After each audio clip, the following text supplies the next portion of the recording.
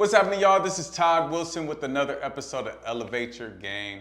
Today we have father, coach, skill developer, trainer, Mr. Ed Estevan. Man, appreciate you, man, for having me on the show. Man. Thank you so much, man. No, man, thank you for coming. I know, I invited you a while ago, and we just been ducking and dodging each other, however you want to say it. But man, we here. I'm happy to have you on the show.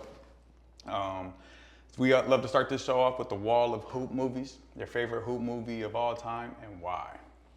Oh, man, I would have to say he got game, man. I just think during that time it just generated, related to me as a kid. I was in high school, when that movie came out. So Ray Allen was one of my favorite players, watching him at UConn and then him in the league with the Bucks. So just the whole story about it, right, was just, I just loved it. So I would probably have to say he got game. Yeah, man. Yeah. Did you take many recruiting trips yourself in college? Nah, I didn't take no recruiting trips. I probably only took like a couple and stuff like that. When I was in high school, man, I had a different journey than a lot of people in high school and stuff, So I had to go the JUCO route. So It wasn't like at that time back then, like, oh yeah, I'm looking at Division I schools and stuff like that. So it was like, all right, what JUCO I'm gonna go to first. I had to take a different route to go to Division I. So. Awesome. So when did you fall in love with basketball? Oh man, I fell in love with basketball when I was probably like 5 or 6 years old. I used to always go to the park where it used to be my sister and myself and my dad. And we used to just go to the park. My dad used to work like graveyard shifts. So during the day, like after school or stuff like that, or even in the summertime during the day, my dad would just try to figure out what activities to do with us. And so he used to just take us to the park. So, back then when people used to actually go to the park and just go play, you could just find anybody that would just hoop or stuff like that. So that's like around the first time my dad was like getting involved with like basketball too, because he wasn't no athlete or nothing like that when he was growing up. My dad was like in the band and music, and he used to play the drums and stuff. So when he had kids, he was just like, oh man, let me just figure out what kind of activities to do. So basketball was something that he gravitated to, and he used to take us to. So I would say around like 5 or 6, just playing with my sister and my pops. Yeah, man, it's interesting you ask kids that nowadays, like when they fell in love, and it's when they were watching a player, right? Like us, it was literally being there, being the player in the park, or for me, I was in in our cul-de-sac with my little neighborhood, one of the neighbors' courts he used to let us hoop on. You know what I mean? Like I was emulating players then, but like that's when I actually fell in love with was playing myself. But that genuine feeling of like doing something and just loving it, man. Oh, definitely, man. That was the time back then, man, where you just playing for the pure love of it, right? You're not playing it for like any recognition. You're not playing for a camera or trying to get likes or anything like that. You're literally just playing for the pure joy of this basketball, right? And through that time, you're just learning the game, right? No matter how much you failed at something, you really didn't look at it as failure. You just looked at it like, oh, I'm having fun doing it. Let me just keep working on it and keep trying things. Absolutely. So at what point did you start taking basketball seriously? I would probably say I started taking basketball serious probably around I want to say like 10 or 11. I think I felt like I was really good at it at an early age. So I think the love for it, I think me just like wanting to play it all the time. It was always on my mind. As a kid, I might be in class, I might be daydreaming, thinking about like just basketball, right? Just any little scenario and stuff. So I think by the time I got to middle school and stuff like that, I really just started taking basketball serious, like just as a competitor, right? For me, it was just like, I wasn't really thinking about like, oh, let me make the NBA. It was just like, how can I be the best player, right? And I didn't like losing. I was a definitely sore loser as a little kid. Anything that I did, I was a sore loser, right? Like playing video games, racing, playing tetherball, handball, whatever it may be, right? I didn't like losing. So for me, it was just like, I don't like the feeling of losing. So I used to play against my cousin all the time, my older cousin. My older cousin used to kick my butt all the time. Yeah. So I think that drive for me was just all about like, wasn't necessarily like, oh, let me to be the best kid in my area. It was just like, yo, I want to be my cousin. Yeah. So what can I do every day to try to get better and better? And so one day I could beat my cousin. So I think that's what kind of took me to be like serious about basketball. It wasn't really like I wanted to make the NBA or play college basketball. It was just a drive, right? Yeah. To be, one day I want to be my cousin, I want to be my dad, I want to be my uncle. So that's what kind of pushed me. I don't know if you ever heard my basketball. Mine's very similar. I still to this day played to beat my cousins who were bigger than me, used to punk me when I was 11, 12 years old. And so that's the same driver for me. Like same thing. I want to say I started thinking about college maybe my freshman, sophomore year. Like, oh, I want to play in college. And then NBA was like not until I was actually older. Like, man, I think I could maybe try to do it when I was probably out of junior college. Right. So it was like, it's interesting. Like, I wonder if my mind was focused on doing that earlier, because I do have like a crazy work ethic. And when I want to do something, I go get it. Like, I wonder if things would be different if my mindset was different. Right. Then, right. No, I agree with you, because I used to look at the NBA kind of like a fantasy. Like, it wasn't reality to me. At that time, I didn't know nobody. I didn't grow with anybody that played in the league. Obviously, as I got older, right, just playing through the circuit and playing high school basketball and college basketball, now you have some friends that make it, right? But I had nobody that was like older than me that played in the NBA that I knew that went through that whole process of working out and doing stuff like that. So I think, like you said, right, if I knew somebody at that time, maybe it would have been kind of reality to me. But like for me, just seeing stuff on the TV wasn't reality to me. So for me, it was just like I just loved the hoop. And I just wanted to be the best player that I possibly can and just compete. And whatever I do, I want to win at it. Yeah, absolutely. When you start AAU? Around that same age or a little later? Probably around that same age and stuff. I started playing AAU basketball. I used to play with the Cavs. I used to play with Branch West Academy. I played a little bit with Rockfish too. So like just during that time, just going around. At that time, it wasn't like how it is now, right? Where the whole EYBL, the Adidas and stuff like that. Like you'll go to Vegas. Vegas and Long Beach was like the two biggest things. Back then, they used to have like the NIT for Long Beach. And what was crazy back then is like, that was my first time playing against New York Riverside Church. So at that team, they had like Lamar Odom, Ron Artest, Eric Barkley. I'm a little young kid too at that time. And at that time, they used to just do like five in, 5 out. So you had to play for 5 minutes and then boom, next sub. Because they wanted to make sure everybody played. Right. Yeah.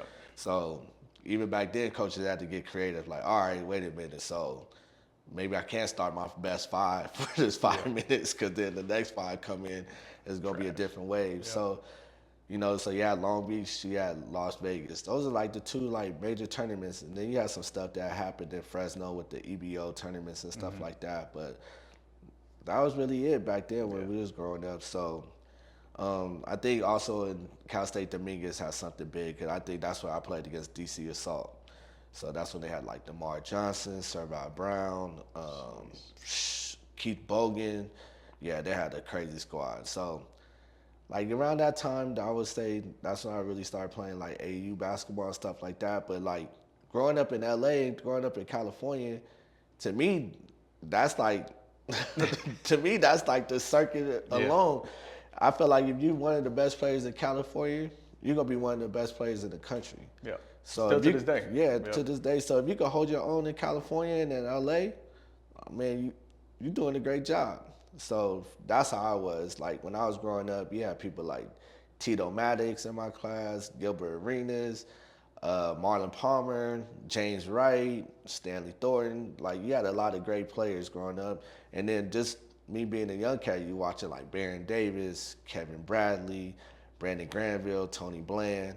So I just felt like in California, it was just so many people that you saw and that you already looked up to, and you always felt like, man, these guys right here are pros. These guys are one of the best players in the state or just in the country. So if you can hold your own against them and get respect from your peers, man, you're a hell of a basketball player. Heck yeah, I think these kids now who grew up in the Valley or LA, I want to say, they take it for granted, like what they have around them. Like you got all those people you named, and the Poos of the world, and the Horace, and like all these people who put these events together and like are still connected to the community. D. Wright, all of them, you know what I mean? Like, oh yeah, they're just like, and they actually have those mentorships of, hey, you can get here. This is what it takes. It's like, man, y'all think that's just normal and like it's a part of the day. You go to anywhere else, like in Midwest or whatever, you don't have that. Like Right, you just right. you got your hoop and somebody Nah, teaching you to for shoot. sure, But for when you sure. have that mentorship, man, that's that I tell people that if you want a fast track to success, man, go get a mentor. They'll show you. They've been through it. They can Oh, show you how to get definitely, there. So, man. If I wish I had that type of advice when I was younger, right? That just to look at somebody and be like, you know what? I want to kind of like, I don't want to be like you, but I see the success that you have in your life. I want to imitate that, right? Yeah. So I think if I got that kind of advice when I was younger too, it would have helped me out a lot. So I think these kids nowadays should definitely take advantage of all of that stuff, but they see it so much and they have it so much around them. I guess that's the reason why they take it for granted, right? It's the same thing with my son, right. My son, he'll look at me and just look at the situation. Yeah, whatever. That's dad right there just talking. But now I'm really trying to help you out so you ain't got to go through those struggles that I had to go through, right? Right. No, man, that is, I wish that they understood it, right? We all go through our separate journeys. And then you do have those special kids who understand it, who get it, who lock in and take advantage of what's in their environment and what's surrounding them. I think that's what's important for anybody is like recognize the environment you in, and if you need to change it, go step into that next environment, go try to get there. Right. And so we were just talking about kind of before the show, like, even high school players who are, not liking their situation they're in, and then taking that next step, especially in their latter years, junior, senior year, like getting in the right environment, like making that decision, what is the right environment is so important. Oh, like there's an assessment that goes to that. It's not just like, oh, that's a good school because of their name or whatever it is. It is about assessing what's best for you and your situation to get to that next level. Most definitely. I think nowadays picking the right high school is almost like picking the right college. So for parents in middle school, you got to do your research early on, right? You got to do your research with the coaches, the school, how they develop the kids. Do they have a track record of keeping their kids? Do kids transfer? Why are they transferring out of the school? Or whatever question you may have. But you got to do your research early, And it's different from like when we was growing up, right? You was just like, oh yeah, you're just gonna go to the school that's connected to your home, right? You might know some basketball schools and stuff like that, but nah, you're just gonna go to the school that's local. You're gonna play for the local coach that's been there for 20-some years, and that's it. But nowadays, man, like picking the right high school is just like picking the right college. So I would say for parents, just definitely do your research and do your homework and go to practice when you can, right? Ask the high school coach, hey, can I come check out a few practice? Ask the players questions, ask the assistant coaches questions, ask a former assistant coaching question, right? So to me, I'll just do all that type of research and just make sure I just dot all my I's and cross all my T's. Yeah, I'll be dumb if I didn't plug that I have resources for that on our website, the basketball firm. How to choose a high school, how to choose an AAU team. It has literally everything that you just spoke about. Just the communication between different entities that are involved in that, the environment that you're assessing to choose the right school for your kid. Just because you're a hooper and you're a good hooper doesn't mean that you go to Harvard-Westlake. Right. Because there might be certain things about Harvard-Westlake that don't fit you. Now, hopefully you do fit in Harvard-Westlake. They do a great job over there, but you know what I mean? Like you have to assess the full situation, the academics, the environment, the culture. What is their identity as a program? Do they take a lot of transfers? Are they gonna develop you over time? Like you said, man, all those things are super important. And so, yeah, most definitely important, man. And to me, like the off the court stuff, that yes, go figure out if the environment is great for you. It's the school, the academic part, the teachers, the administrators, all of that stuff. Because for me as a kid when I was growing up, I had a hard time trusting anybody outside my family. When it came to adults, because I didn't have a great experience with teachers growing up, and I was just a quiet kid. But me being quiet, me not barely talking and stuff, I guess teachers just look at you just differently back then. So I didn't have a great experience with teachers and stuff till I got to high school, right? And then when I got to high school, now I got teachers that really ask me like, hey, Ed, how you doing today? I'm looking at you crazy, like, what? You talking to me outside of this class? Like, what do you mean? I never had a teacher ask me stuff like that. So for me, that's big. So for my son, I wanted to make sure that he goes to a school where like the teachers look at him as a person, not just as a student, checking up on him, seeing how he's doing, how's your day going, what's going on. Because I want my son to be able to feel safe that in an environment where he could go ask the teacher a question or feel like, all right, I don't want to go to my mom, my dad and ask them something. I want to be able to talk to whoever I feel close to on campus too, right? So for me, that's big, right? Maybe that's not big for other parents and stuff like that, but that's kind of stuff that you want to do your research on, right? Yes. You want to know your kid. You want to know how he's going to strive or he or she going to strive on campus and stuff like that. So for me, just ask as many questions as you possibly can, right? Because you want to make sure that, that your kid is going to be successful at that school and the school cares about them, care about him or her on and off the court. So for me, that's what I'm big on, right? I'm big on we know that I'm a basketball coach. I'm going to be hard on you on the basketball court. I want to make sure that you push yourself to a point where you're never going to be pushed. But I also want you to know that I care about you, right? So hey man, how's your day going? How's class going? What's going on with your life and stuff like that. So then you actually feel and know that I actually care about you as a person. Now we can build that relationship. So I think that's why I've been very successful, in basketball, because I'm not just looking at you as a money grabber, right? Like, oh man, one day you might make it to the league, you might shout me out, maybe I might be in the green room or something like that. I really don't even care about that, right? But I really just care about you as a person. So I hope that you're doing well. I hope you're successful. I hope you become a great man, a father, a husband, a brother, son, all of that stuff. So absolutely, man, that's awesome, man. I hope.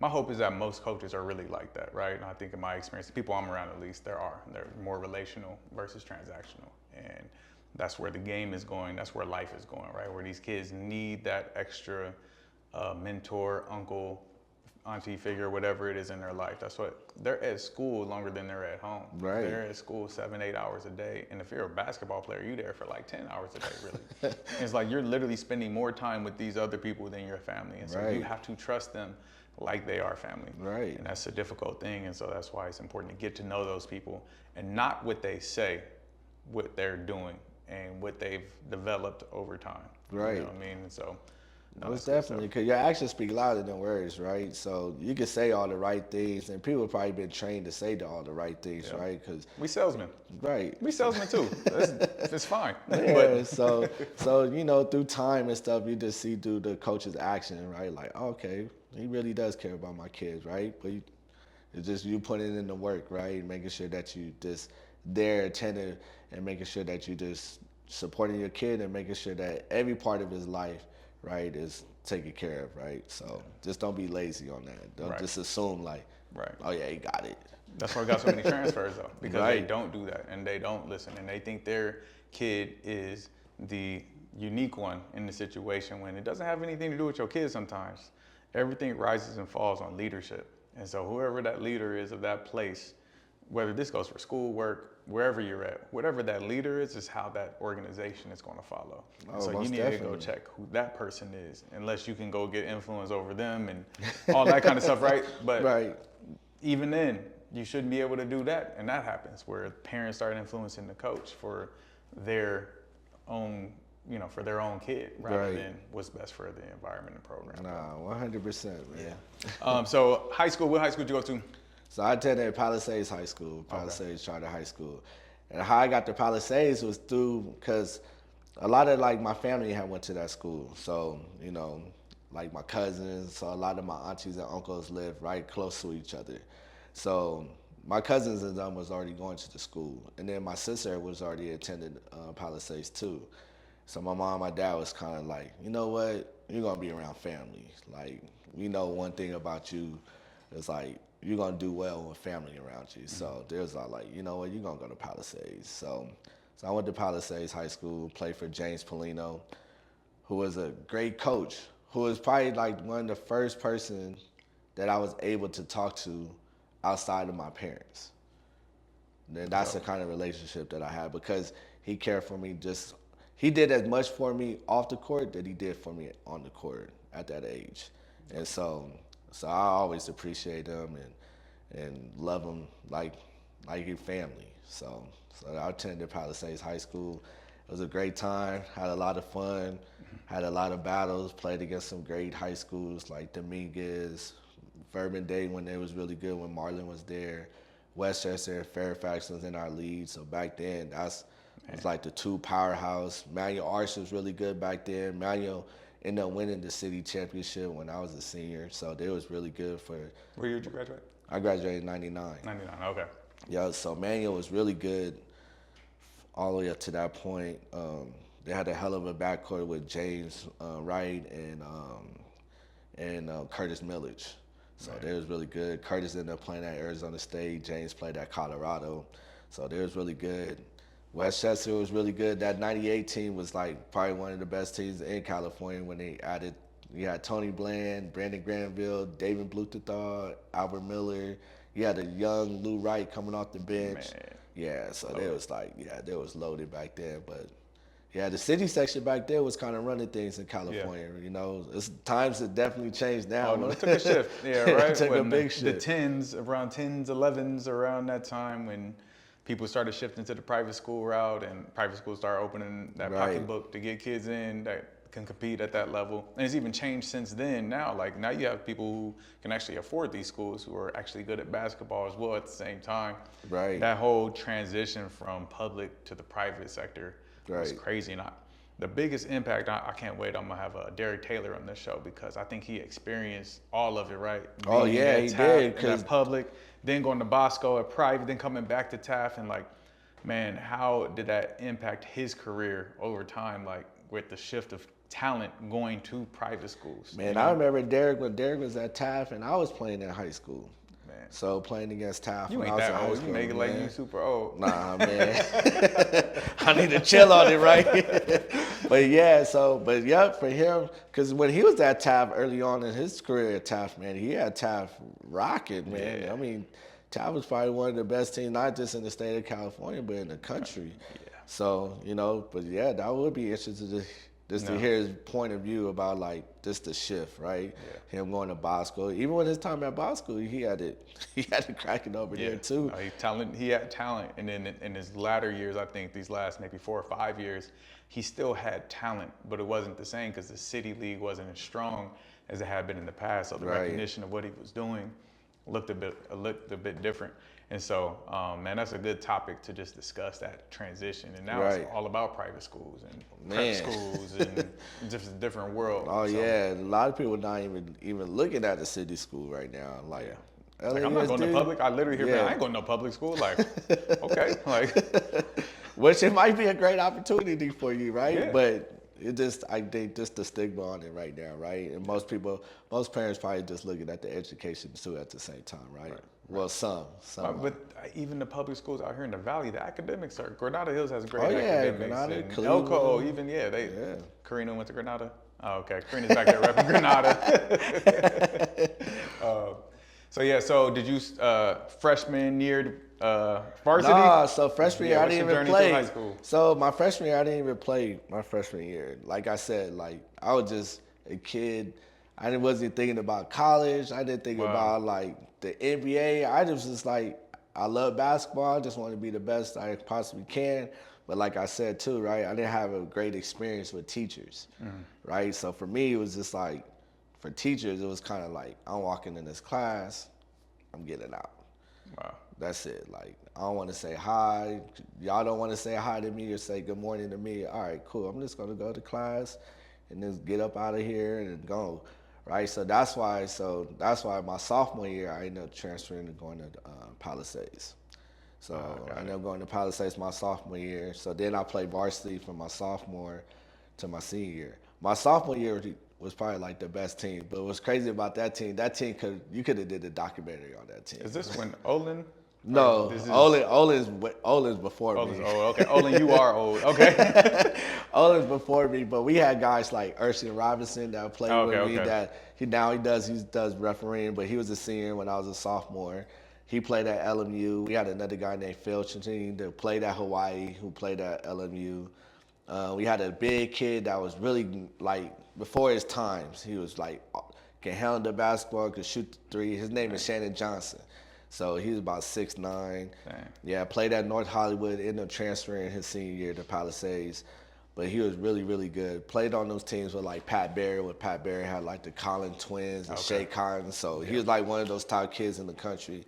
So he was really good. So he ended up playing college basketball. We probably had about like 8 guys on that team that played college basketball. Nice. Yeah, so that sophomore team was really good. We made it all the way to the semifinals in the city section. We ended up losing to Westchester in overtime.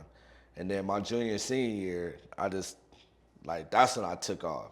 Like, after my sophomore year, I literally was just in the gym. Like, not necessarily in the gym. I could be outside at the park. You were on the court. I was just on the court. Me and my sister, because my sister was like one of the best players in the state of California too. Okay. Yeah, so her name is Leilani Estevan. So when she was at Palisades, they was like one of the top teams in the country with her and my cousins and stuff. So, but she was one of the top guards in the country. So my sister was out there killing it. Like my sister, like all city first team, all state player. Oh yeah, she was giving me buckets too, for sure. But yeah, so it's just me and her, just daily outside. So that you guys were each other's trainer, right? Yep, that's how it was, right? Like, there wasn't no trainers back then, but like for us, it was just like whatever a coach taught us. All right, let's go work on it. And then now you just use your imagination, your creativity. All right.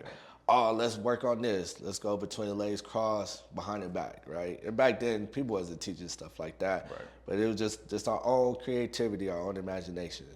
So I was in the gym daily, just in the gym. And then my sophomore year, probably about going into my junior year that summer, towards the end, I met a person named Chip England. And you guys probably know him now because he was the Spurs shooting coach, assistant coach. Now he's at OKC, and he's doing stuff with the USA basketball now. But he graduated from Palisades. So he used to come down in the summertime to come check out. He was really close with my head coach, James Polino. So he used to come down in the summertime to come work out like Steve Kerr, because Steve Kerr graduated from Palisades High School. He used to have Grant Hill. Kiki Vandeweghe was another person that graduated from Palisades. So those guys used to be around in the gym during the summertime. And so my head coach at that time told them about me, and they used to be like, hey, come inside the gym. Let me teach you some stuff. That's where you got the strap from? Oh yeah, definitely, for sure. But yeah, so I just took a big leap after that. Like my confidence went up to the roof, me just playing every day, having a coach that believed in me. So my junior and senior year, I had big years. Like I went probably from like averaging like 8 points my sophomore year to now like 22 to like 25 my senior and junior year. Dang. Yeah, so. That's a big jump. Yeah, it was a big jump. So. And you credit that to just being on the court. Just being on the court, man, just working out, just having fun, like not only just working out on my own, but like playing as much pickup game, right? Playing against guys that was better than me, right? And then I always was the type of person too, like I might not ask you a question, but if I hear you talking about something, I'm listening, right? Yep. And maybe it could just, translate to me or to my game or anything that might happen. So I would just always just take as much information that I can.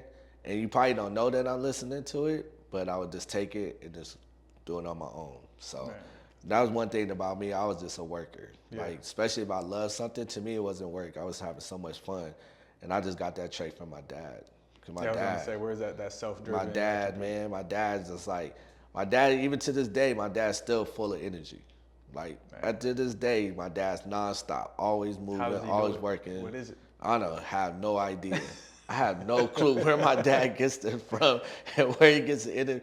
And I think it passed me and it moved down to my daughter, because my daughter's 3, but my daughter's like, turned up. Man, full of energy all day.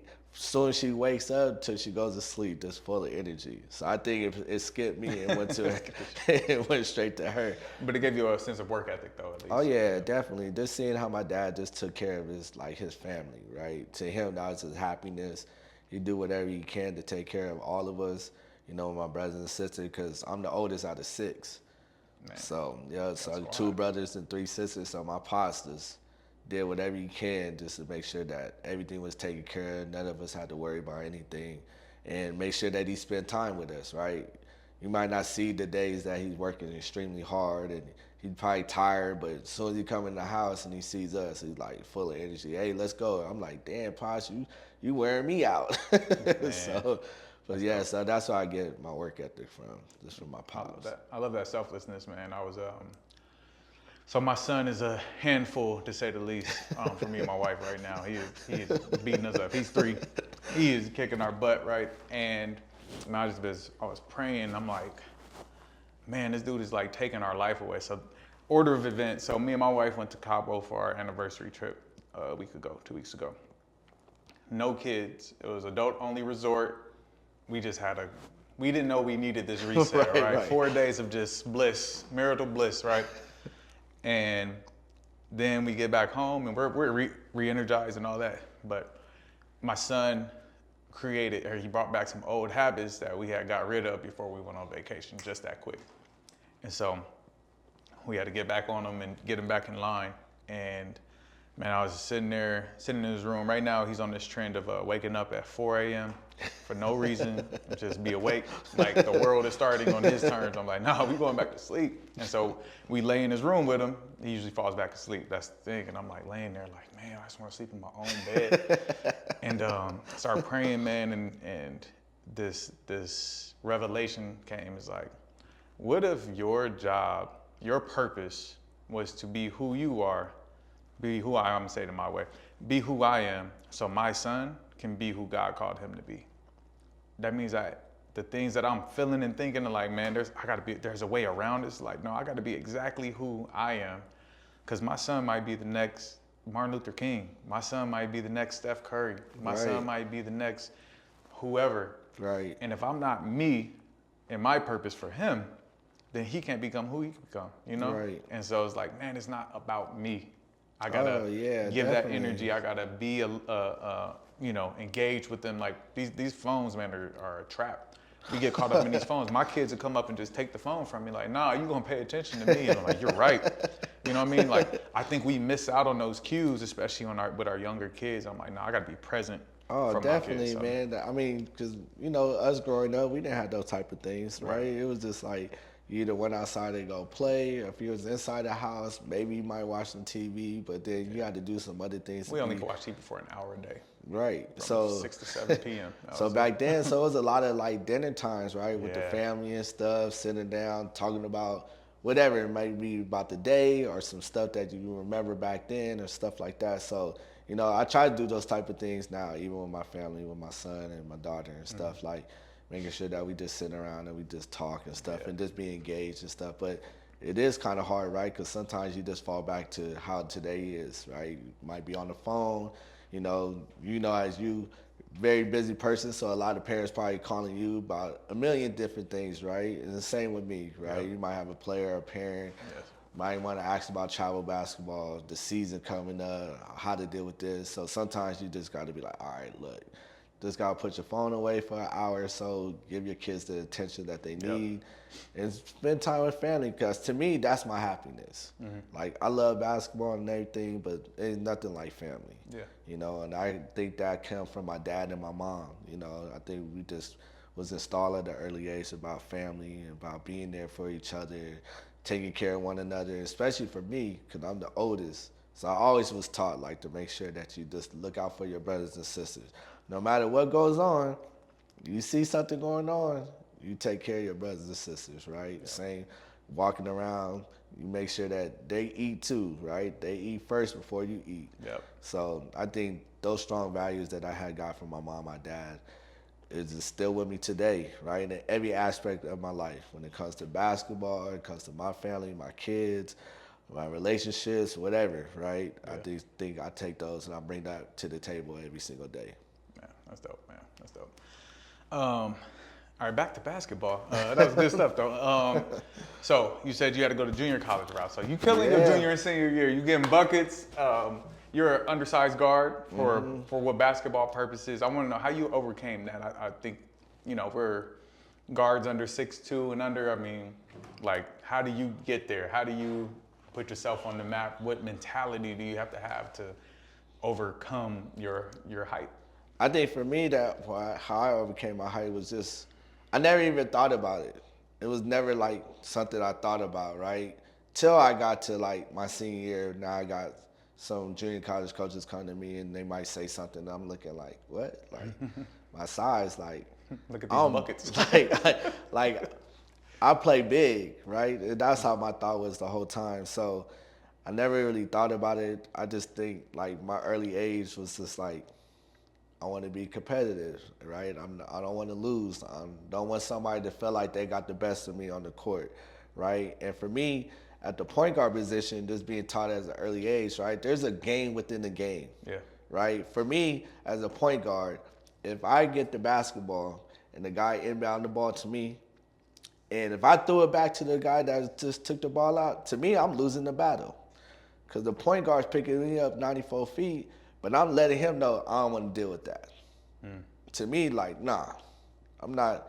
Give me the basketball, get out of the way. I'm going to get us into our offense. Like, to me, that's the type of little battles that you're going to have at the point guard position, right? Yeah. And to me, you have to win those things, right? And so that's how I was just growing up. Like, any little thing, I want to edge on it, right? So, like, I'm going to bring this basketball up. I'm going to control the pace of the game. I want to make sure that I know at the point guard position, too, you got to be a great people person, right? Because you got to know your teammates. You got to know what they like, what they don't like, where they want the basketball. Yep. If you doesn't touch the basketball a couple possessions, I might lose him down on the other end. So I got to make him feel engaged early on. So all those type of things, I think I just learned as I got older and older, right? So I think that's what you need to have at the undersized, right? And for me, I could shoot the ball really well. You know, I was really fast and stuff like that. I could get inside the paint, but you just couldn't sag off of me. So I think that was like the bonus for me, right? To make sure that I created enough spacing back then, because back then it was like inside out, right? So if I could throw the ball in and that big could just play one-on-one, we're going to win, right? But if the big has to help down, all right, you're in trouble because now I can just knock it down. So I think for the point guard position for undersized, I just think you just got to be super tough, defend, and be able to break your man off the dribble. Yeah. If you could get inside the paint and be able to create havoc and dump it off and make the game easier for your teammates, then you're already doing great on the undersized. And then now if you could defend, that's perfect. Yep. But now if you can add the shooting, you can play at any level that you want to play, right? And to me, I'm not looking down on a small guard just because of his height. I've seen Kihei, man. Kihei is the perfect example, man. Like, he slept on for so long, and it took for him to go to Peach Jam, win Peach Jam in Virginia, boom, and then championship, and then like set records there as a player. Like, man, the kid just works, and he's a dog, and he's smart, and he had. The kid is very super smart, very smart, competitive, could defend, but he controls the pace of the game. He's going to be able to get you into whatever offense that you want. He makes the right play. He gets inside the paint. He'd be able to dump it off to the big, find his shooters. Or if nobody comes around to come help, he got an easy layup. He could knock down free throws. To me, it was just like, I couldn't believe all the West Coast schools was sleeping on this kid. And the crazy Besides thing, UC Davis. Besides UC Davis. But it was just crazy to me because you're like looking at his height as a negative. Yep. But like, look at the impact that he's having on the game. Yes. Just look at it. And he's controlling the game in so many different factors that you don't think that's a huge bonus. Yeah. Where you might have a 6'5" guard that ain't controlling nothing, but just getting a bucket. Yep. Yeah, I agree. So I just think sometimes.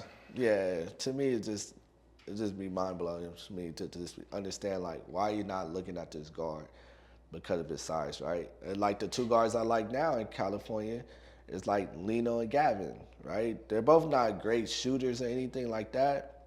They're both respectable, but they control the game in so many different ways, right? They could control the pace of the game. They could get in the teeth of in the defense, get inside the paint, be able to find other people and finish on their own. They both defend. They're both super competitive, right? Yeah. So to me, it's just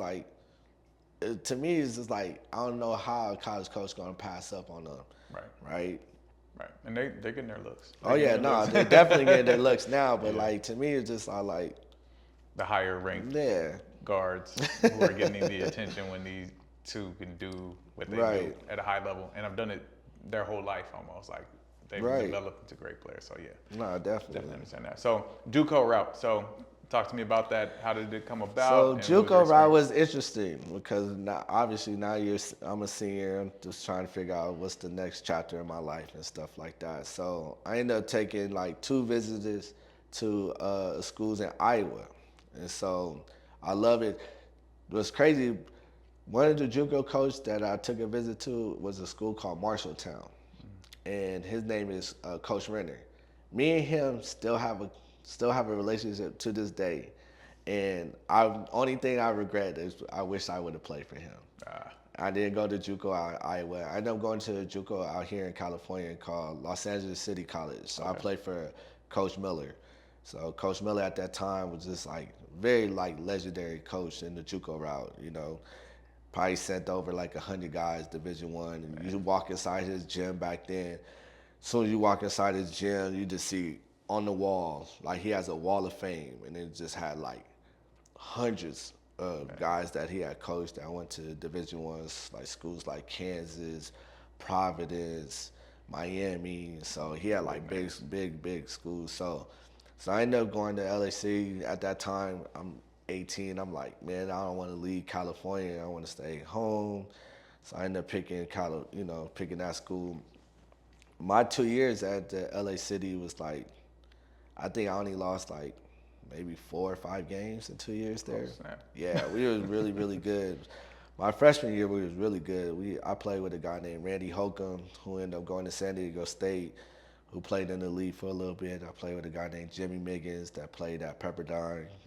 Albert Miller, who was on that great Westchester team, ended up going, he went to a Division I school. I want to say he went to Washington State, but then he didn't like it, so he came back and went to JUCO route. And then he ended up playing at UC Irvine after that. So Hassan Trotter, Deion Green was like a legend back then. They used to call him Popeye. They still call him Popeye. He was like getting like 35 back in high school. Like crazy numbers. Like, yeah, Popeye was, man, he was that what guy. What high school? You know, he went to LA High. Oh, okay. Yep. So he was really, really good. So we all played together. So we were just all trying to figure out, like, you know, when you're in the JUCO route too, everybody's trying to figure out like how I'm gonna get to the next level, you know. But at the same time, we all trying to figure out as a team, you know, how can we win? How can we do things, you know? And so sadly, my 2 years at LA City, we never won a state JUCO title. We always came up short, but man, we was really, really good. So I had a great experience over there for 2 years. Played for 2 years. I was all conference my freshman and sophomore year, all state my sophomore year. Nice. And then so now it was just trying to figure out what I was going to do next after my 2 years at LA City. But I had a great experience at LA City, playing for Coach Miller, playing for another assistant coach named Les Beans. He played at Santa Barbara. He played for Miller.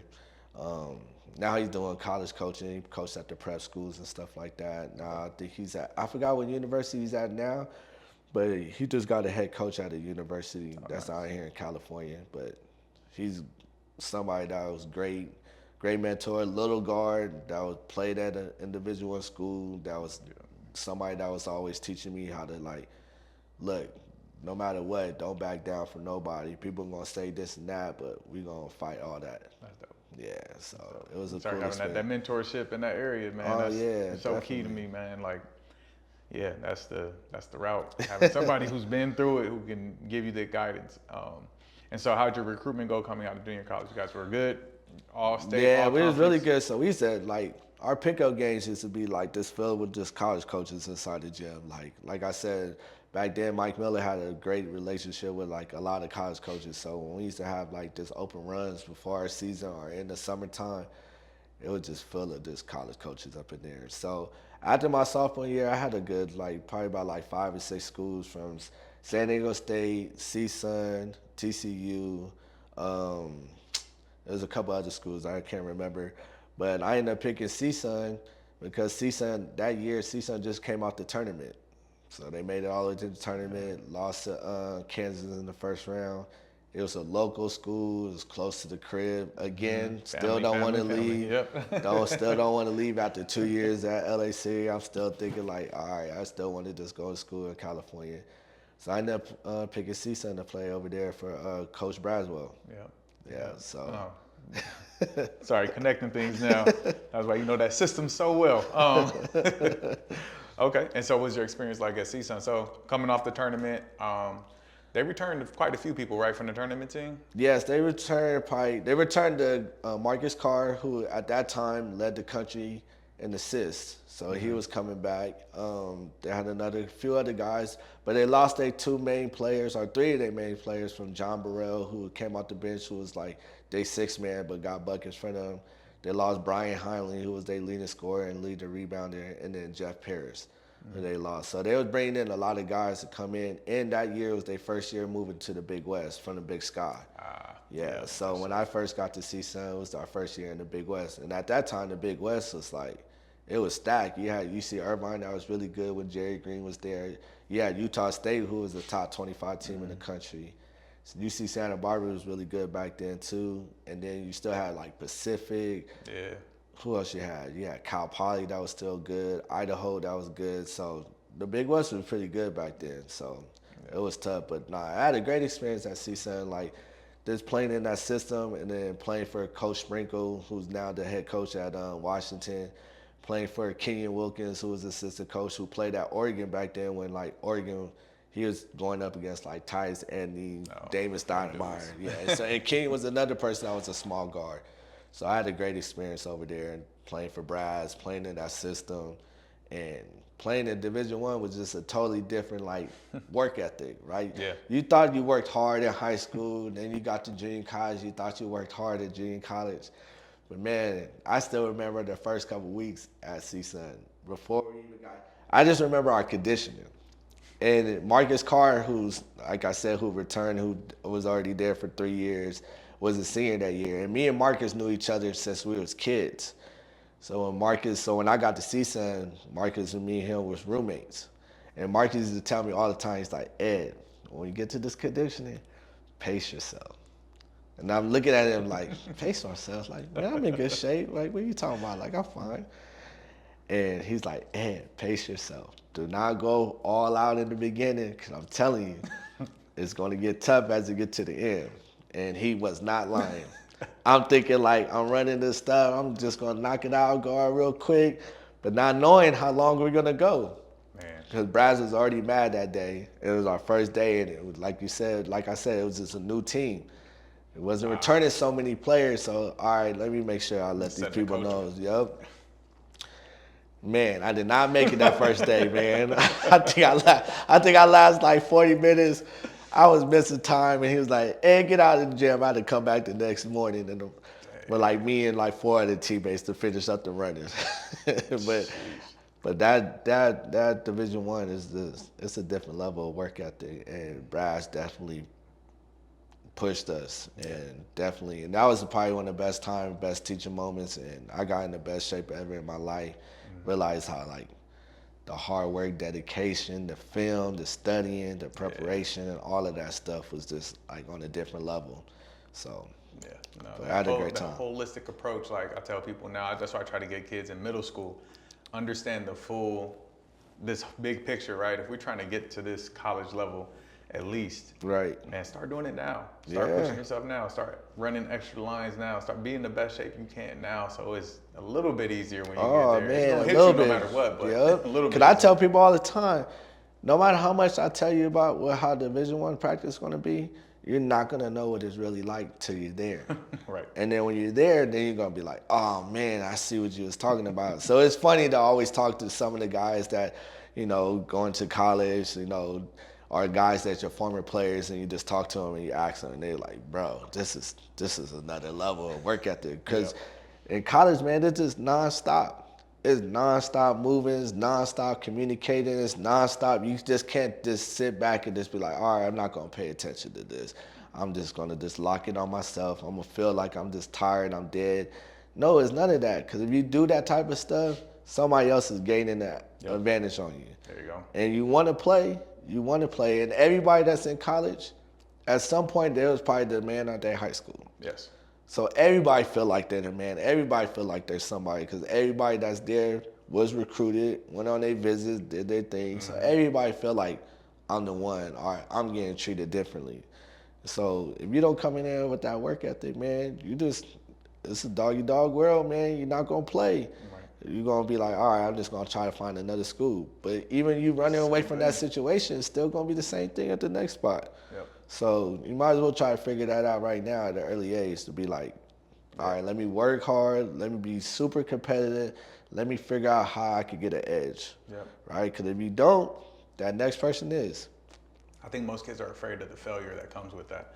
Is that when you do push yourself and compete at a high level, man, I was in junior college, I was mad competitive. Like I was the defender, I do whatever, I was a hack. Corey Lewis, I love you. I fouled you a lot. Melvin Smith, I fouled y'all a lot. I love y'all. Those are my teammates in college. Like I was a hack because I was so competitive. You ain't gonna beat me. They both of them tried to fight me because of how much I fouled.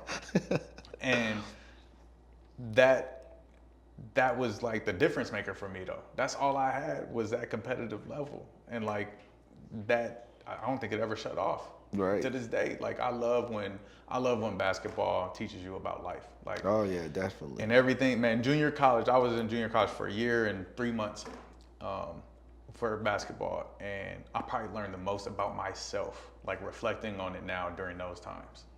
No, definitely, man. Because you said it's a dog-eat-dog world. Coaches don't like you, whatever your mindset is. But it taught me about me. Like, dang, I kind of gave up. Even though I worked hard, like I was putting the work in, it was going to happen if I kept going. Or, man, I didn't peak until after I was done with school. Right. And it was like, man, what was that disconnect there, right? And it was me giving up. It was me not knowing that I had to keep going in an uncomfortable situation. Oh, definitely. I'm in the same boat. I feel like to this day, I still feel like, even though I had a good college career, I still feel like I had more. And why I didn't get that more. And it was probably just like you said, right? It was something that stopped me from like doing the extra stuff, getting up, doing more, competing, right? And like you just said, right, the fear of failure, right? As you get older, you realize like failure is a good thing because it's teaching you how to prepare yourself for that situation or do better for that next situation that comes up, right? And I wish I was taught that at an early age, like fail as many times as you can. Man, quick too. Fail, right? Because to me, it's not even failure. It's just it's a teaching moment for you, right? It's just teaching you how to get through that situation or how to be better in that situation. Whatever it may be, it's giving you some kind of experience, right? So you can move on and it helps you get better, right? And for me, and even like you said with these kids, they're just afraid. Yep. They're afraid of just failing. They're afraid of all of that type of things. And that's what's holding them back. And if you just get that out of your mind, just get it out your mind. Just like, all right, it's okay to fail. I'm going to learn from it. I'm going to get better from it. It's just today. And then the next day, I'm going to be a better person because of it, right? Yeah. And so that's like me. And just like you just said for your experience, I wish I would have thought like that when I was a younger kid, right? Sure. Just be like, just keep attacking it every day. Don't worry about the result. Don't worry about the outcome. Just keep attacking, chip away, because then eventually you're going to reach your goal, right? You're going to reach what you're trying to strive for. And so that's how I try to get my son. My son still has a little problem with it. Hopefully I can get through with my daughter. But my son's getting better and better each day with it too. So, that's what I say, something embedded when you're young. I see my daughter now. Like, she doesn't want to, we're teaching her how to play video games. My wife's a gamer. So she's teaching her how to play Pokemon on a little, Switch. She loves catching the Pokemon because that's easy, but she don't want to battle nobody because she don't think she can win. And I'm like, no, force her to do it. I don't care if she cries through it. Right. She needs to understand that this is a part of life, is that she's going to mess up, but watch when she gets it. She's going to feel this feeling of victory. I was like, she's only 5, but that mindset for me is everything. Right. I need her to push through, and she does it about everything. When she feels like she can't do something, she turns into a little whiny baby. I'm like, I don't care, you could cry, but you're gonna do this because we're gonna get through this, and I'm here to help you. Whenever you need, and that's the biggest part is like, we want to push our kids and we want them to experience things, but we also need to be a support in that. It's like, whenever you ask me for help, I'm gonna help you. but I need you to try to do this. Yeah, because when she does try it and she does get it right, that feeling is priceless. Her confidence is crazy. You can't pay for that feeling. Nope. There's no money in the world to pay for that feeling, bro. I'm preparing her for junior college. That's my mom. I'm preparing her for that next level when she needs to get where she needs to be, that she knows. And that's when I was like, when we make mistakes, it's okay. We work harder. Or what do I tell her? You make a mistake, keep trying and work harder. Right. Keep trying and work harder. That's our rule. And she says it now. She verbalizes it, and she's still timid about it. But I'm like, by the time she's 10 or 11, it's gonna be gone. Oh, and then her brother is watching her, and so he tries everything. He's a little daredevil. And so I love that about him. But that's awesome, man. That's cool. That's gonna help her out. That advice right there, and just that is gonna take her a long way in life, man. And that's I hope. My hope is that mentors, parents, coaches, whoever they are, like, encourage mistakes, but frame them the right way. Right. We don't want you to turn the ball over, but if you do, you better learn from it. And Yeah. there's the accountability to that to help you make this mistake the correct way. Fall forward, fail forward is what they call it, right? Failing forward. And I feel like a lot of people look down on mistakes. I know my mom did, and it's not a knock on her, but that's just how we was raised. It's like, hey, you mess up, you in trouble, that's it. Right. It wasn't like, hey, you messed up, this is how you do it better next time. Right. It's cool because I learned quick. I had a lot of brothers and sisters, so I ain't doing that. I'm not doing that. I learned quick. Right. It's just my mindset didn't change until I understood that, I can learn from this and not do it again. Oh yeah, definitely. Especially from the PG position, right? Yes. There's some things that you got to take a chance. And some of the stuff, you really got to have confidence in it. And you got to see it, right? Because some things a coach is just not going to see on the floor because he's not on the floor. So you got to be able to take some risks and go through it and be okay with making that. All right, it might have been a turnover, but it was a great idea.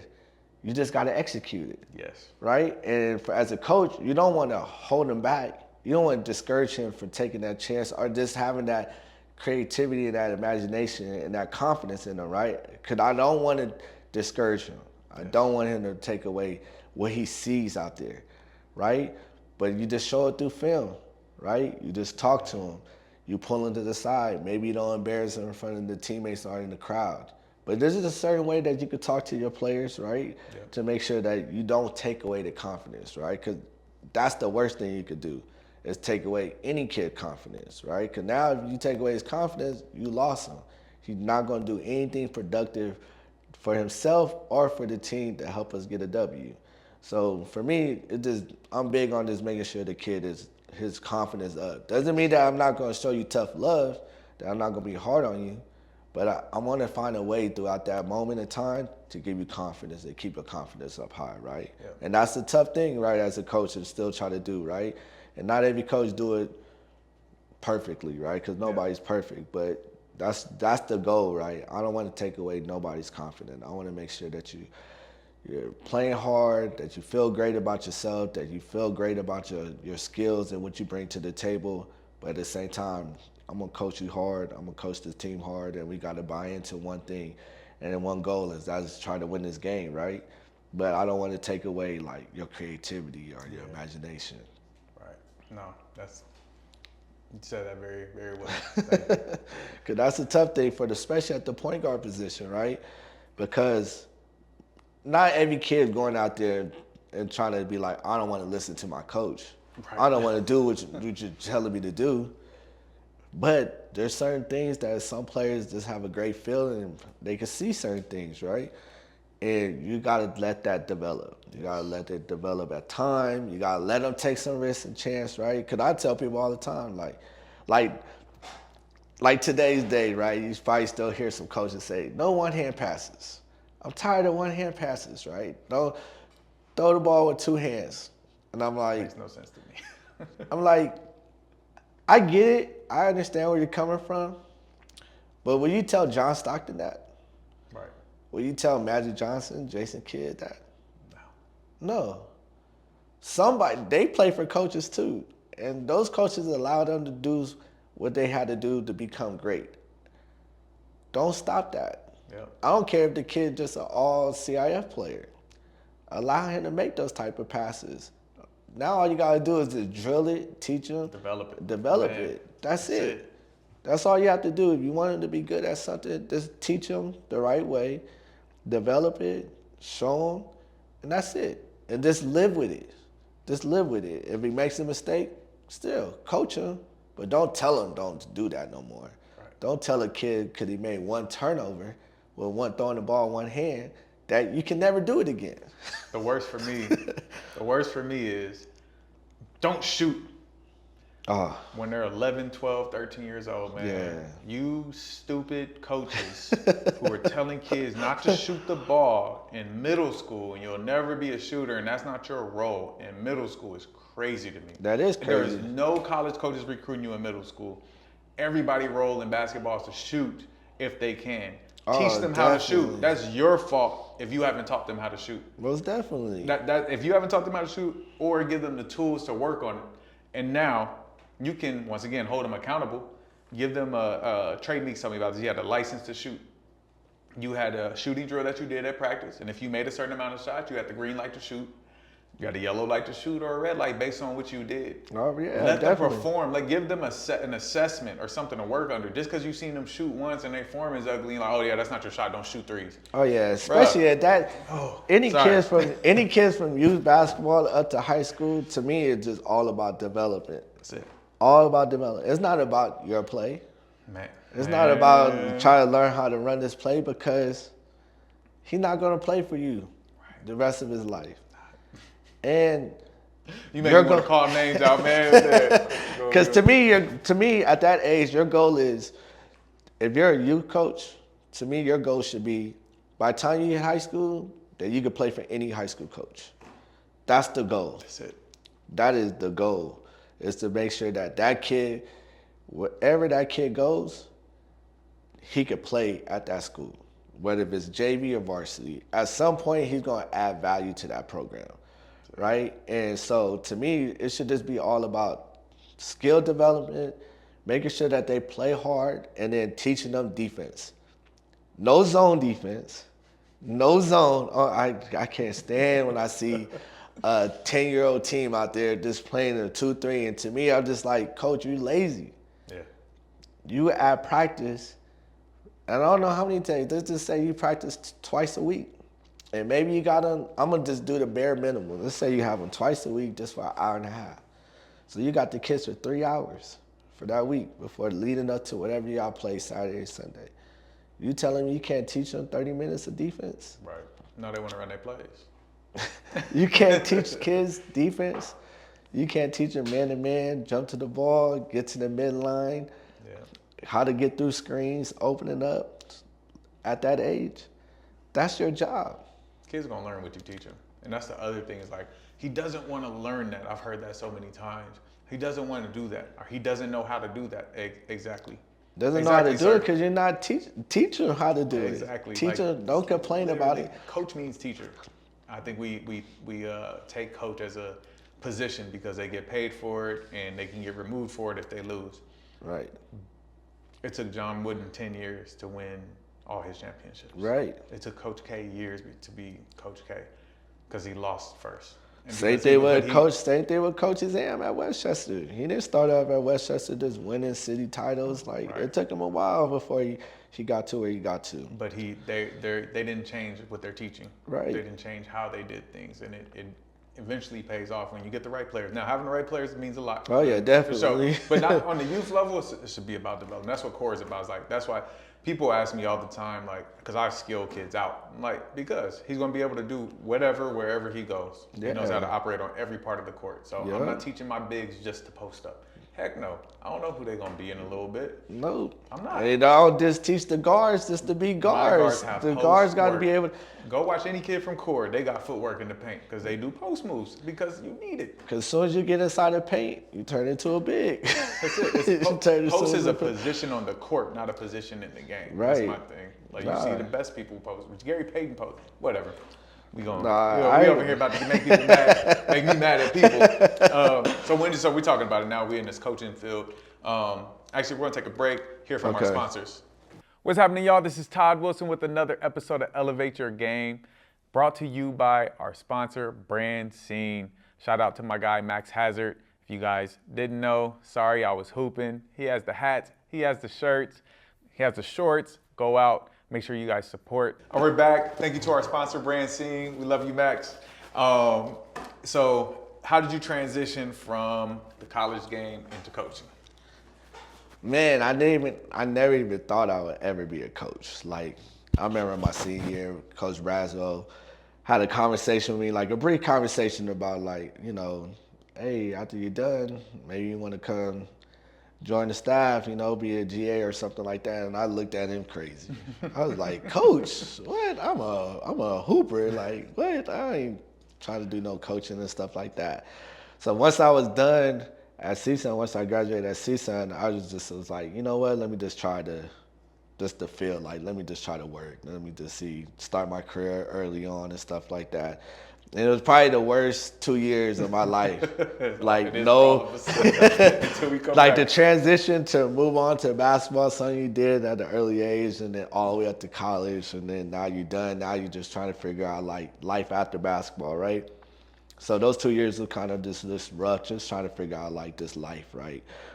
And so I just got back into basketball. Like, I was just playing at a park, just playing, just working out, just doing stuff.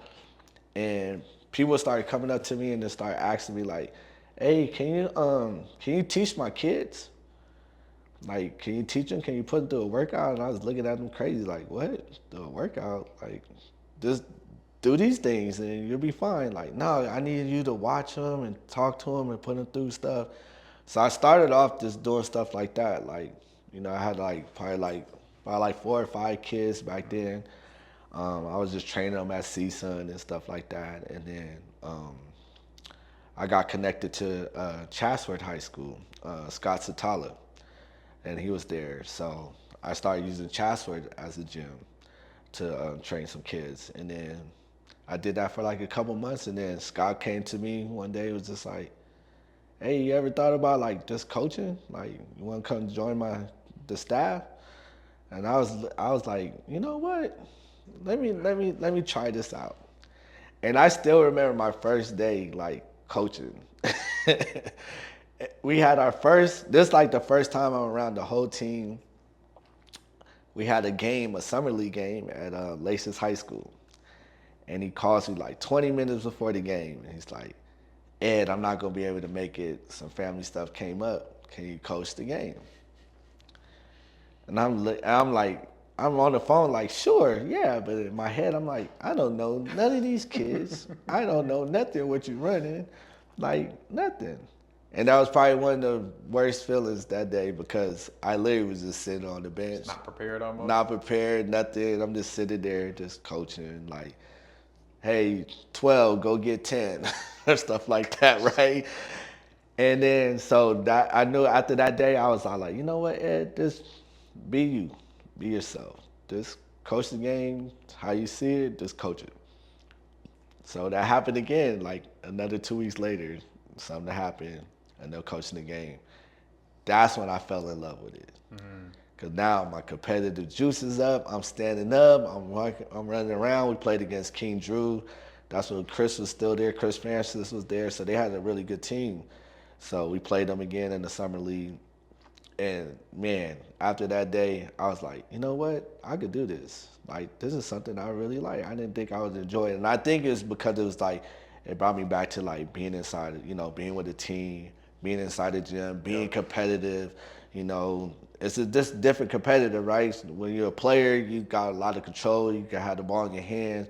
You're attacking somebody, right? You got defense. But now when you're on the other side, when you're on the sideline and you're just coaching, it just brought a different type of competitive juice for me. And it was like, I just started feeling like the love for the game came back to me and stuff. So that's how I really got into like coaching. That's how like that first like couple weeks.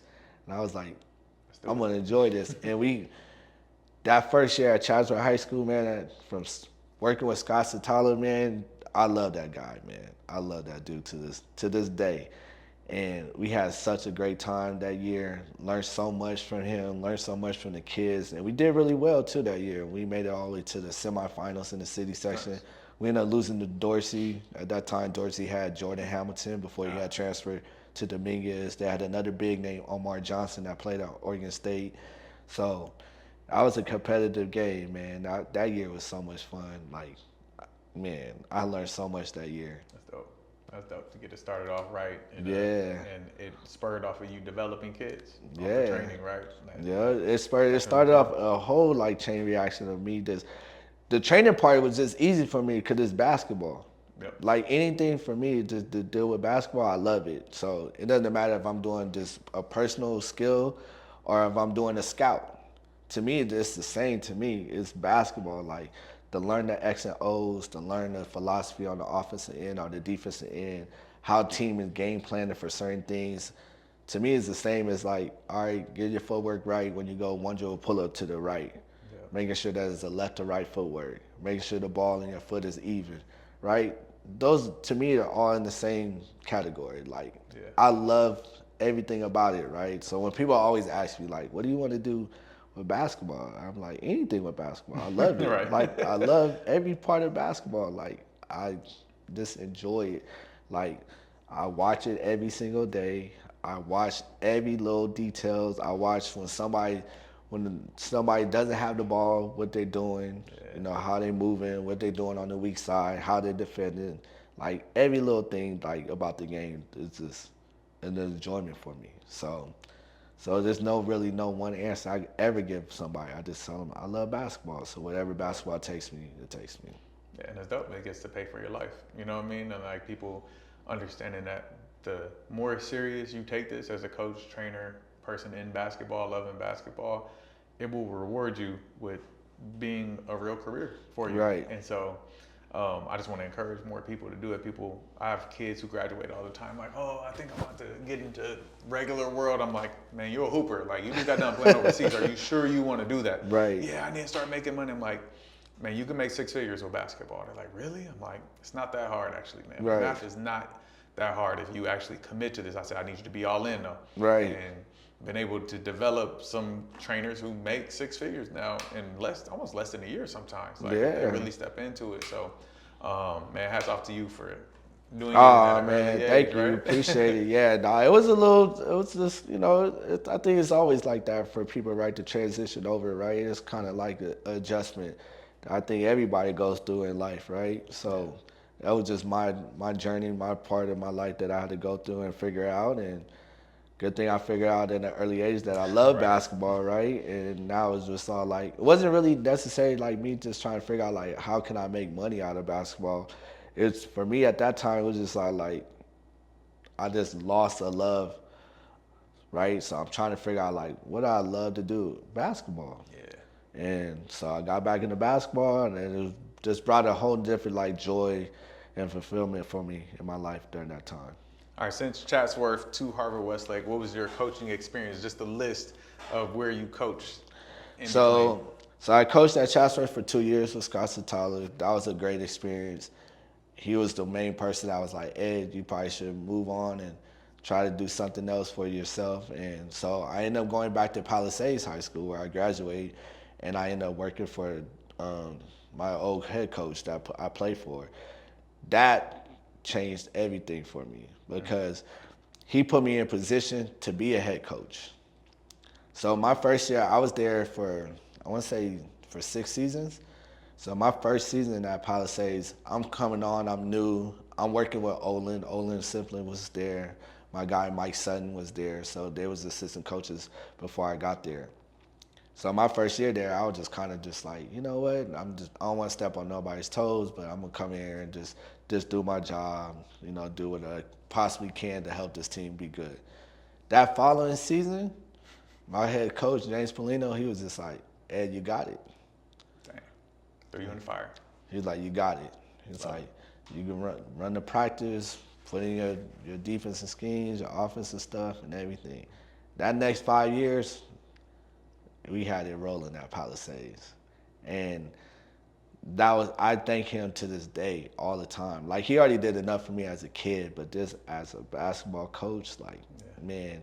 Give me the reins. He gave me the reins. Letting you make your mistakes. Letting me make my mistakes, letting me learn through all my trials and just knowing what I was good at, what I was really good at, what I needed to work on, what I had to get better at, just through those 5 seasons. And we did a great job at Palisades. Like, I was very proud of what all of us accomplished at Palisades. You know, like from my first year losing in the first round in the city playoffs to my last year, we lose in the semifinals in the city playoffs and then lose in the state playoffs in the quarterfinals.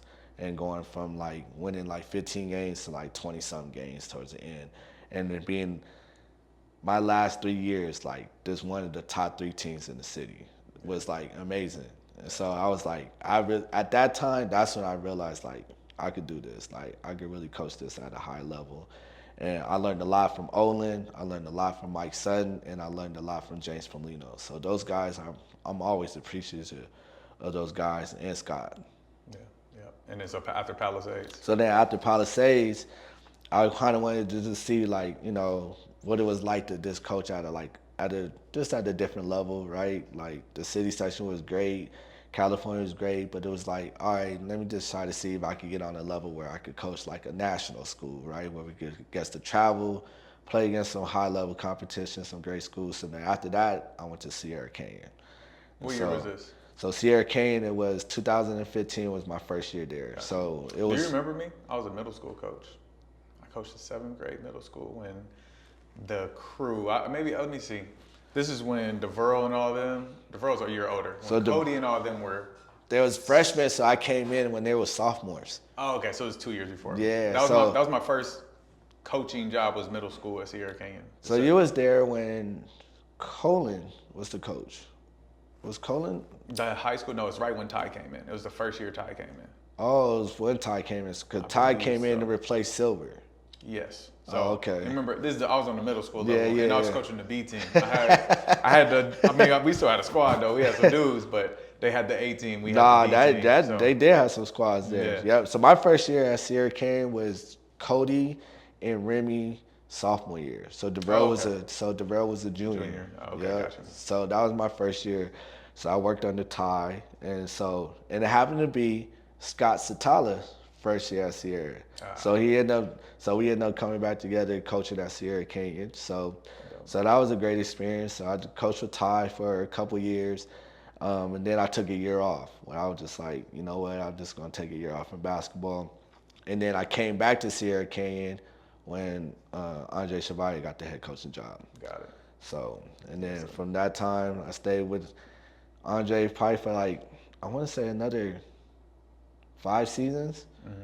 And then now currently at Harvard-Westlake with David Rebo. Nice, man. Nice. Yeah, so your experience at Sierra Canyon, just the elevated experience, I'm going to call it, just because of, Bronny being there and not even Bronny, all the kids who have come through there, it just elevated even more with Bronny. Right. Was that something you were expecting, and how did you manage that, from a coaching perspective? So our first year at Sierra Canyon, when Andre got the head coaching job, it wasn't no big expectation on us. Marvin just left, so a lot of people expectations of Sierra Canyon at that moment in time was like, we're going to be good, but not that good, right? Like obviously, Marvin's team was at some point #1 team in the country, had a shot to win the national championship and stuff like that. Heritage almost got him. Definitely in the first round. Almost got him. Yeah, I remember that game too. So a lot of people expectation, when Scotty got there, Dwayne Washington, KJ Martin, it wasn't like Cassius got there. Like everybody thought we was gonna be good, but like, can we compete at the same level? Can we beat Amada Day? Can we beat, at that time Bishop Montgomery was really good. So it wasn't no high expectations for us off the court, but it was high expectations, in the locker room. Mm-hmm. So that junior team was a great year because it was just a learning experience for everybody, right? Dre's trying to learn to be the head coach of the program. All the kids are new, so they're trying to learn to not only just the coaches and the stuff in the school, but also the school. They're trying to learn all that stuff. So we went through that whole phase and everything, and we just happened to peak at the right time, that year. So that year we ended up winning the state title. We lose to Mater Dei in the CIF Open Championship game, but I think that helped us, to get through the state, to win the state. And then that next year was like, that next year when you added Christian Coloca to that team, man, that year, like, you just was just coaching and just sitting back and just enjoying the product that was out there, right? And because Scotty and KJ and Cassius and Coloco, they really, Terrence Frank too, like that group really didn't take nothing, like no days off, right? Like they all knew their purpose, they all knew why they played basketball, they all knew what they was trying to go. And I think all of them just had like a little edge about them, right? Whether it was Scotty getting out of the shadow of his dad, same thing with KJ. Coloco's trying to prove people that he could play at the next level, at the highest level. Terrence Frank, same thing, want to be better than his dad. So I just think all of them had like a little edge about them. Yeah. So that year we ended up winning CIF Open and then the state that year. Then the next year is just like, the next year is just like you take the world by storm. You take social media by storm. Obviously adding a kid like Bronny to the team, and I ended up coaching Bronny before he went to Sierra Kane, so I was able to. But no, I coached him that year because that's the first year they coached Strive for Greatness. Okay. So I coached him for 15 EYBL on Strive for Greatness when he was in 8th grade. So I got to experience a little bit before he got to Sierra Kane, just kind of like what comes along with being around that kid. But then, you get Zaire Williams, BJ Boston, Zaire Wade. You get like all of them already transferring into a school where you already had Amari Bailey that was already there as a freshman. And he just added to this group. We get Harold Yu that transferred over to that U. It just was like crazy, man. But that year was probably the funnest year I ever had as a coach. What made it fun?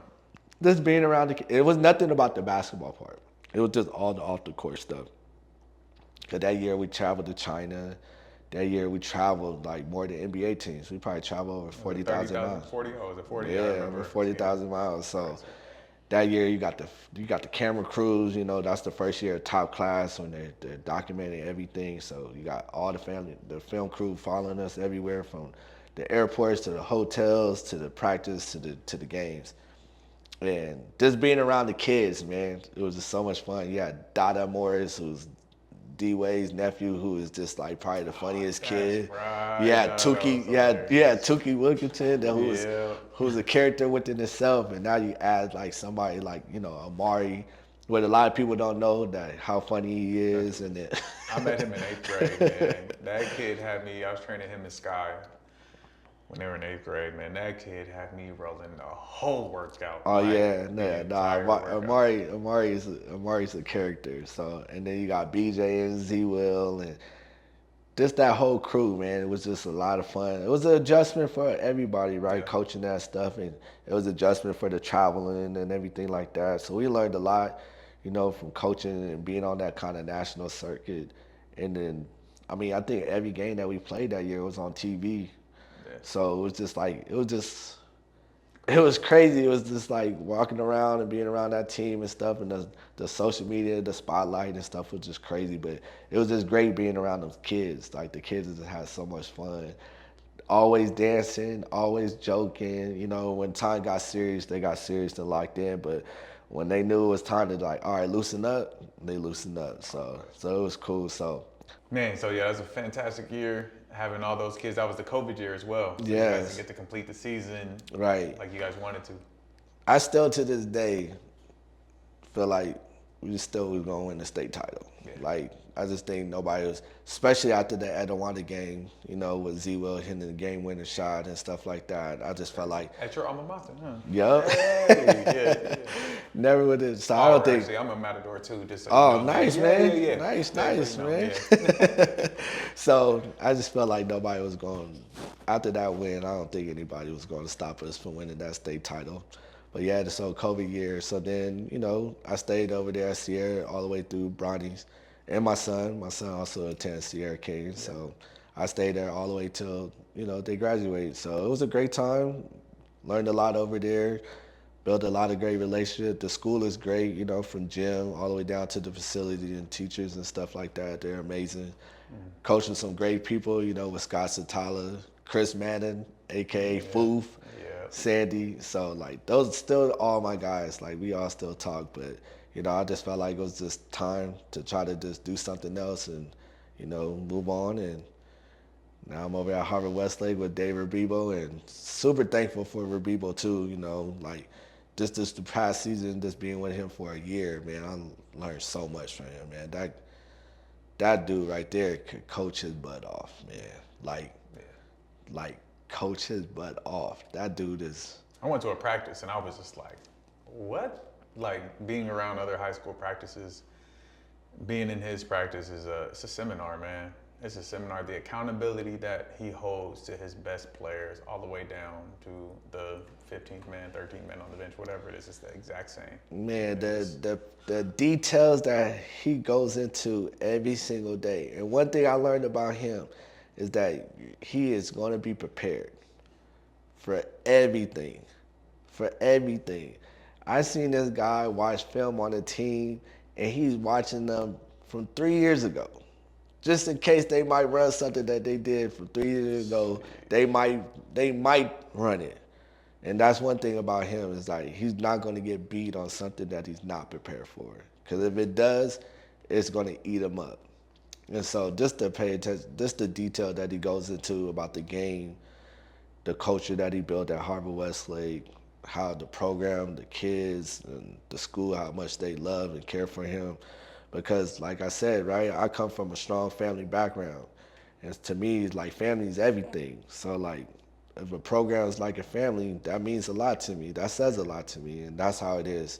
Like, all those kids come back. It's cool that his kids, his former players come back, and some of them be scouts. They'll do the scout team, and they'll come back and come be one of the best players, and so now they're practicing against our current players. Like, that's cool to me. That's amazing that all the kids still come back. They all might have like open gym and runs, and that's to me, that means the world to me. That says a lot to me about like who you are as a person. Yeah. No, that's what I try to emulate with Core, at least, right? Like have all these kids in middle school, and we run our fall classic. Like that's our little reunion every year where we get to see each other and like kind of reminisce on what was done, right? You through so many different coaching opportunities, they all been connected in this way, right? Back to Palisades and where you played, and then Sierra Canyon where you connected with Coach Scott, where that was your first coach who gave you an opportunity, and then to Harvard-Westlake where you say it's like this family, and you know, I don't think there's in Southern California, I don't know if there's anywhere better to learn as a coach than under Rebibo, just because. How do I say this? I don't know if this is all the way true. Maybe you could correct me. It's like, that's Rebibo's job, is to be the basketball coach there, where at other schools, it's kind of, you got to wear many hats. Right. He gets to fully focus on what he's doing and build a program, and they allowed him to do that, and the results are there, right? I wish more administrations from schools would see that. Like, hey, give your coaches, like, this is going to drive everything else, you know? Most definitely, for sure. And the thing I love about Rebibo is that he empowers his whole staff. His whole staff. Everybody that's on the staff has a voice. That's the cool thing about it. And then, you know, with our coaches meetings and stuff, that we all know he's the guy. He's the head of the snake. We all know that. But he makes sure that all the players feel like the coaches have something to say and they feel important. And so he let everybody have their say, they talk, you know, when it comes to scout, when it comes to preparation, when it comes to practice plans, all of that stuff. So like, he does a great job of managing all of that stuff, but at the same time, you know, we're all underneath his umbrella. We all gotta follow him. We all gotta go through, you know, making sure that we running things the right way and follow in line through his guidelines, right? So, but that dude is amazing, man. That's a great dude right there. Sharp guy. So it's two more things I want to discuss. One is, man, you're ready to be a head coach. I just want the world to know that. I'm gonna say it like, man, just your experience, your focus on this game, man, I know that's the next step for you. Having opportunity. So shout out all them ADs, all them schools out there. Listen, yo, he might be number one on my list for me, man. So, I appreciate that. Thank you. real talk, man. Like learning more about you today. Like I know you had experience and all this, but learning all the opportunities you had to be mentored the correct way, like that is so important. And the second thing I want to bring up is your relationship with Phil Handy. I don't think a lot of people know about it. But you're also getting the best development school in the world. You know what I mean? Like to do that. So I think I kind of hit on it earlier, right? When I was kind of saying that I love everything about basketball, right? And there's not really one like specific thing that I could say that like, oh, I want to be a player development. Oh, I want to be a head coach or assistant coach, right? And I think Phil is somebody that kind of like fits that mold. Yeah. And he was kind of the first person I kind of looked at and be like, that's who I want to be. Yeah. Exactly. So Phil is not only just like a great, like a big brother to me, but he's like my mentor. So he's somebody I could talk to all the time. I talk to him about anything. I could talk to him about like, hey, am I tripping on this? Did I say this the right way? Did I come off wrong or was I right? And he gives me the straight up answer. He'll tell me, Ed, you tripping? Or Ed, nah, you did it the right way. That's what you're supposed to do. Keep it up. So that's Phil is one of the coolest dudes in the world and nicest person, and he's willing to always give you knowledge. Yes. Like he's not trying to hold in the knowledge. Like if you ask him something, he's quick to give it to you, like with no hesitation. He doesn't feel like, oh man, I got to hold in this information. This is my secret. No, he's trying to share it with everybody, with anybody. And so the cool thing about my relationship with Phil is like I could literally talk to him any time of the day about anything. We could Zoom about some basketball stuff. I could call him and text him about life. Mm-hmm. So like I'm so appreciative. Phil, like me and Phil got really close during the pandemic. Ever since the pandemic, we've been having a great relationship. He always calls me and asks me to come through on the workouts, or we talk about basketball, or we talk about X and O's and like anything, man. So that dude right there, like I love that dude, man. Yeah, absolutely, man. Your future is bright, man. Like I know it seems like you've been doing this for years and years, but man, you got a lot in front of you to accomplish, man. Nah, man, I appreciate that. Your biggest thing is being a father, right? Your son's transitioning on to college now. What has it been like being a coach at such a high level, and then having a son, who's trying to get there? How do you balance that? It was tough, man. Like especially early on. I think when I was trying to learn how to be like still a dad and a coach for him, if I could do it back, if I could just turn back the hands of time, I probably wouldn't coach my son. Only reason why is because I wanted to probably just be more of a dad and just sit and back and watch and just enjoy that and just be more of a supportive role, right? Instead of being more like coaching, we're trying to win, trying to develop and do all of that stuff. But it's been a great transition, man, for my son. Like now he's about to go to JUCO, so he's gonna go there for a year and then see what it goes through. And it's just been a great like experience, like just to see his own journey, right? And just experience that and have these type of conversations with him and, going through like when I was going through it, like I said, my dad didn't play. So my dad and my mom only care, go get your degree. Yeah, right. That's it. I don't care how you do it, just get a degree. So if any coach was calling about their kids and I wanted them, they was just like, they was happy, they appreciate it. But for me, it's a different role. I don't care if you want to, how do you guys do things? Are you going to take care of them on and off the court? What are you guys running? All those type of questions. So it's been a great experience for that. And it been especially the last 2 years because I'm not coaching them. Yeah, so I guess to sit back and just watch as a dad and support it. Only thing I do now is that we get inside the gym together every day. So we work out every day, we do our stuff, and then after that, back to father and son. So I love that.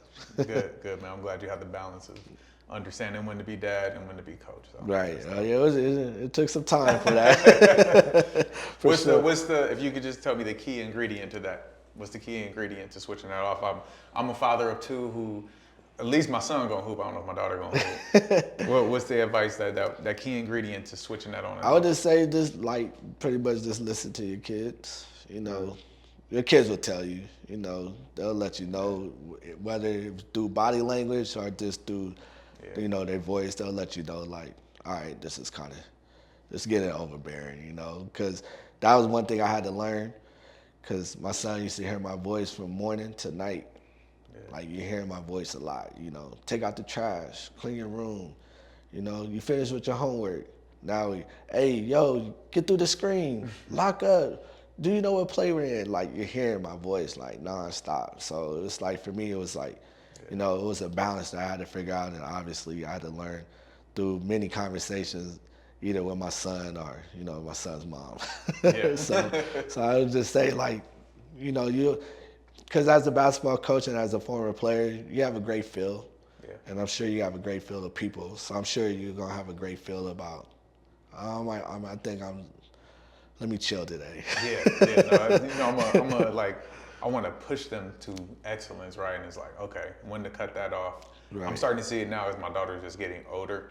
Like, I'm starting to see it like, okay, I need somebody else to step in place to help push this and on her support. Right, because you want to still be, you still want to be the dad that is still. I want to do that first. I want to be dad first. I don't care if she, you know, regardless of what she do, like, my daughter could do no wrong. Right. Like, that's what my heart says. Right, so right. It's like, but I know that there's. You kind of wanted to enjoy the fatherhood because it goes by so fast. Yeah.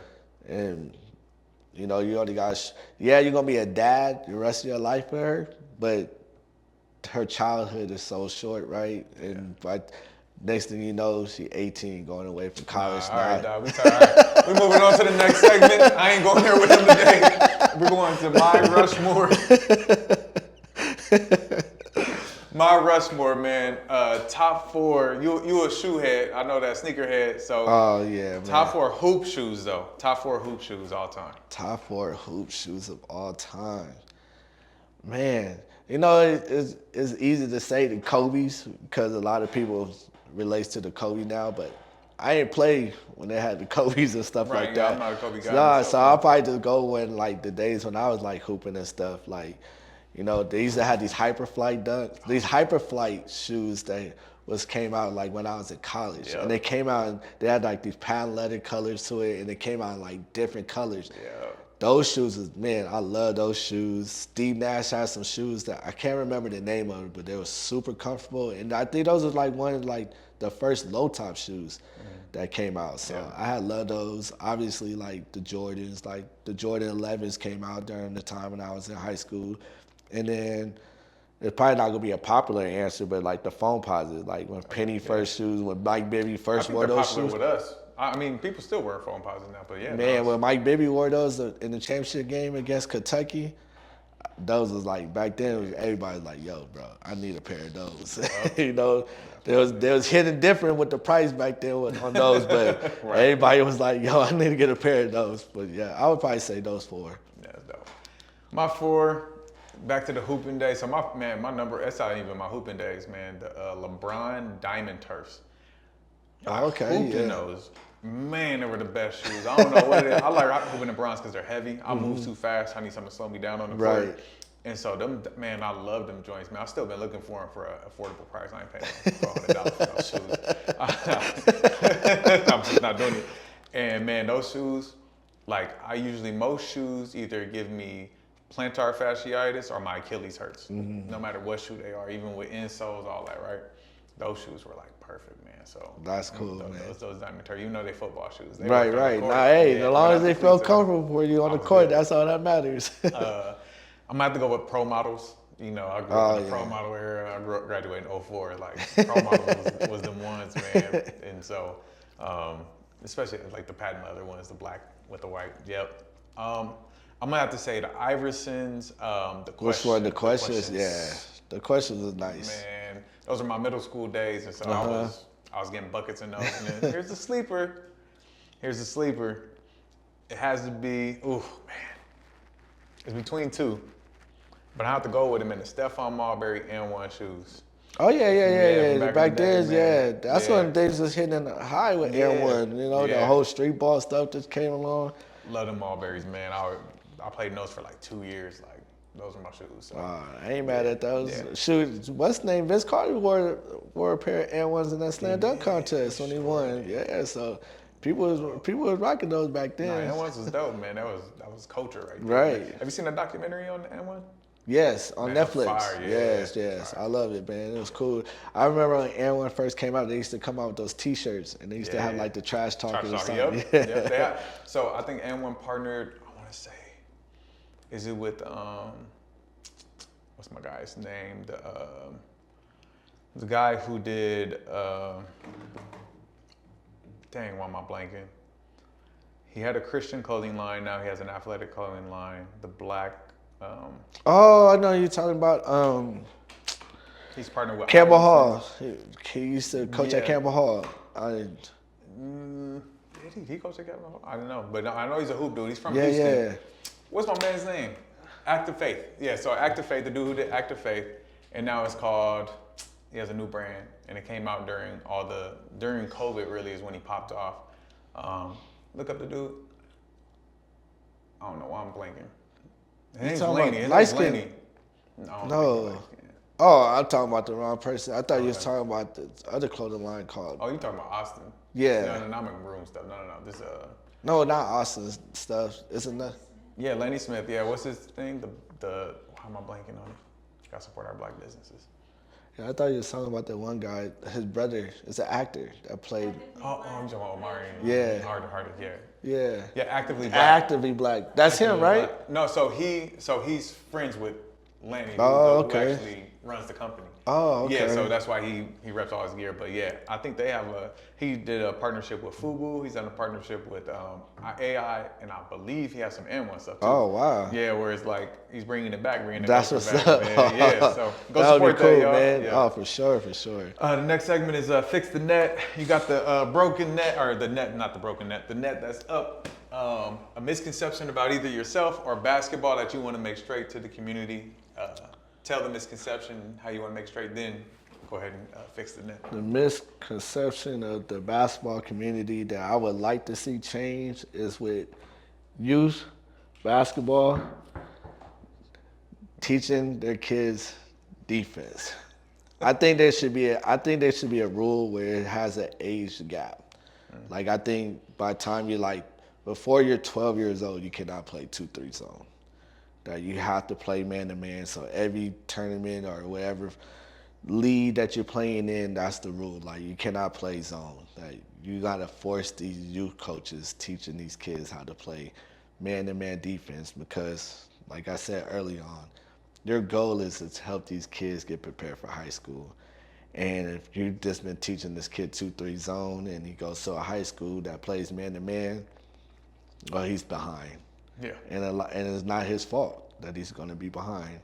And people are going to probably say, you don't know this and know that. And a lot of it's going to be because his youth coach didn't teach him that. Right. So I just feel like, I think that should be a rule. And also I think they should put in a shot clock. Yeah, everywhere. Everywhere. In high school, it should be at every state. Yeah. And I think even at the youth, I think it should be a shot clock. So you teaching these kids and you preparing them for basketball later on in life. Yeah, making decisions. Yeah. Being able to make decisions quick. That's what basketball is about. That's Person all who does about. that at a high level, they usually Right, win. because you do that in certain states in high school, but when you play college or you play AU basketball like in the EYBL, you gotta play with a shot clock. So I just think that you'll help the kids and help the youth out if you prepare them a lot earlier and sooner with that. Yeah, now there's a kid who played on my junior college team. His name was Wade Knapp. Ended up playing at like Missouri State, and he was from a country town in the middle of Kansas. He had multiple high school games where the score was 4-2 because they would just hold the ball, and because if he touched it, it was a bucket. He was a 6'8". Wow, he could just that's do whatever crazy. He wanted. At 4-2, like. But I'm not surprised games. though. I'm not surprised. But it's like, man, what kind of fun is that to sit through not a whole fun. game and not play? Like, What are that's you the whole teaching? point. To win? I mean, that's like, all you teaching is to win the game, and Crazy. whatever you have to do to win, that's what matters. So, all right, we're just gonna hold the basketball. That's crazy. Crazy. This is where we flip the script. 2 questions from me. Could be about anything in the world. So, So I think through this time that we've been having these conversations, you know, you being a father, you know, what's the difference of you being a dad now having you had a daughter, now you have a son.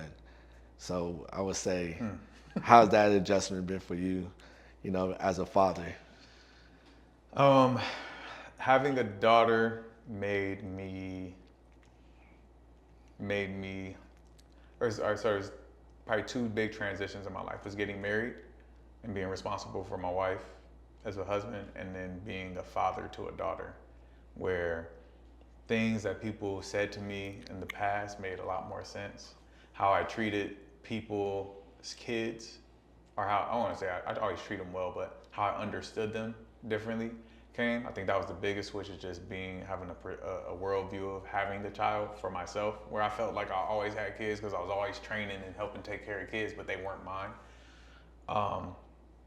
And then the difference between having my daughter and my son, I'm still figuring that out. Me and my wife were talking about this yesterday. Let's just be transparent. So everybody has a favorite kid, okay? I'm not saying which kid is my favorite. But the truth is that I think kids go through certain cycles in their life where, like, they're closer to mom, they're closer to dad, and it, you know, depends on how their age or whatever it is. And so at this age now, like, both my kids love me. Like, just absolutely, like, they just want to be around me most of the time. Right. And so with that comes the pros and the cons of, hey, I get to influence them, I get to build them up. Also, I'm tired. Like, y'all are getting on my nerves. And so having a son is, you try so hard not to live vicariously through them, right?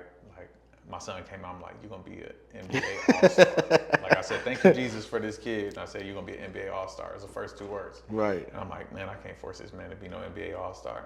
Right. But if I can influence him. Like, I know multiple doctors who, the grandpa's a doctor, the dad's a doctor, the kid's in med school. It's like, there's okay to follow in this lineage of basketball, of hoop. And so if I can influence him to do that, I'm going to do my best, because that's what I know. That's what I could teach him the best. Right. You know, besides, you know, your relationship with God, how to be a good husband. But I could teach you hoop. Right. I could put you around the right people to get you wherever you want to go with this.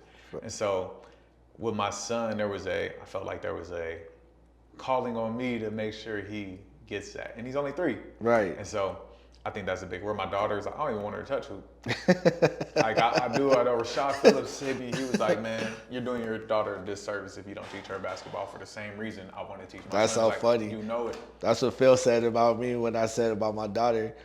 I was like, I want her to play. He was all like, that's not even your choice. And I was like, yeah, you're right. And that my daughter loves, like I said, she's full of energy, but she loves to be in the gym with me. Yeah.